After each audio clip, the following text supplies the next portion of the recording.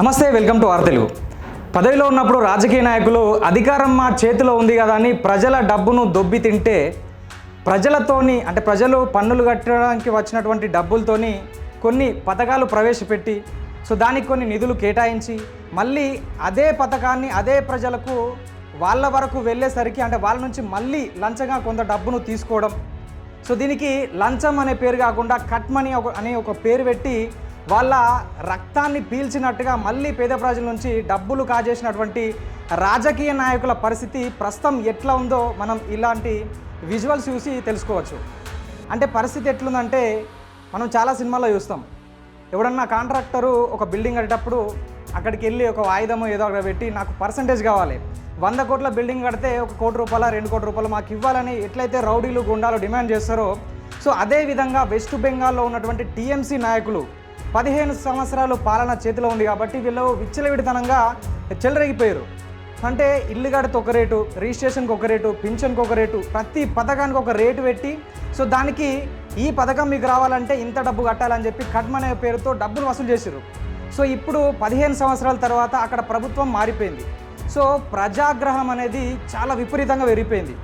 ఇప్పుడు అక్కడ ప్రజలు ఏం చేస్తున్నారంటే ఎవడైతే రాజకీయ నాయకుడు, ఎవడైతే మాజీ ఎమ్మెల్సీ కావచ్చు, ఎమ్మెల్యే కావచ్చు, మినిస్టర్ కావచ్చు, ఎంపీ కావచ్చు, గతంలో ఏదైతే నేను ఇల్లు కట్టడానికి నా దగ్గర 20,000 తీసుకున్నావు, గతంలో నా రిజిస్ట్రేషన్ కోసం 10,000 తీసుకున్నావు, నా డబ్బులుగా నాకు కావాలని చెప్పి ప్రజలు అక్కడ రాజకీయ నాయకుని ఇంటికి వెళ్ళి మరీ డిమాండ్ చేస్తున్నారు.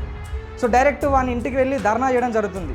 ఇదే కాదు, ఇంకా ముందుకెళ్ళి నిన్నగమున్న జరిగినటువంటి ఒక ఇన్సిడెంట్ ఏంటంటే ఒక మాజీ మంత్రి ఇంటికి వెళ్ళి అతనిపైన కోడిగుడ్లతో దాడి చేశారు.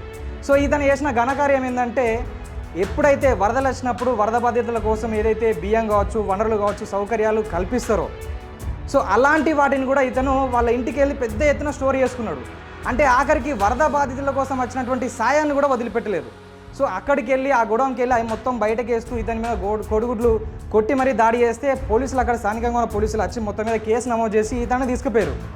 ఇతను ఒక్కడే కాదు, దాదాపు 2-3 ఎంపీల పైన ఇదే తరహా దాడి.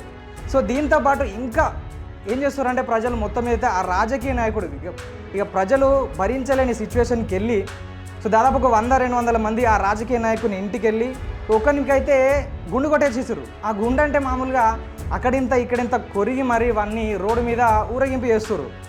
సిచ్యువేషన్ చూడండి. ఇది ప్రస్తుతం టీఎంసీ ప్రభుత్వంలో జరిగినటువంటి అక్రమాల గురించి అక్కడ వెస్ట్ బెంగాల్లో మాత్రమే జరుగుతుంది.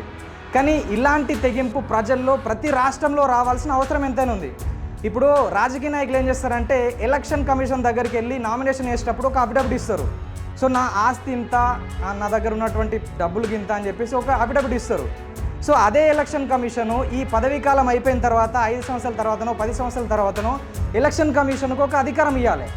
ఏంటంటే గతంలో వీడు పదవిలో కూర్చున్నప్పుడు ఎంత వస్తుంది, ఇప్పుడు ఎంత వస్తుందని ఎలక్షన్ కమిషన్ కనుక డీటెయిల్స్ ఇస్తే చాలామంది రాజకీయ నాయకులు భయంతోనన్నా కనీసం కొంతవరకన్నా వీళ్ళు ఈ అవినీతి అక్రమాలు చేసుకుంటూ తక్కువ చేస్తారు.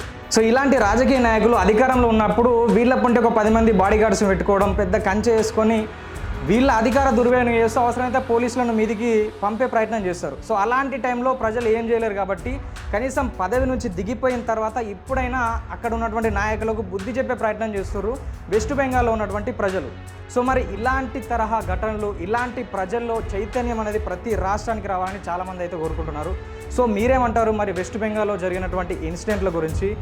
మిగతా రాష్ట్రాల్లో పరిస్థితి ఎట్లుంది? అధికారానికి ముందు, అధికారానికి తర్వాత ప్రజాప్రతినిధుల ఆస్తుల వివరాలు ఎలా ఉంటున్నాయి? మీరేమంటారో కామెంట్ రూపంలో తెలియజేయండి. మరొక వీడియోతో మీ ముందుంటాం. చూస్తూనే ఉండండి ఆర్ తెలుగు.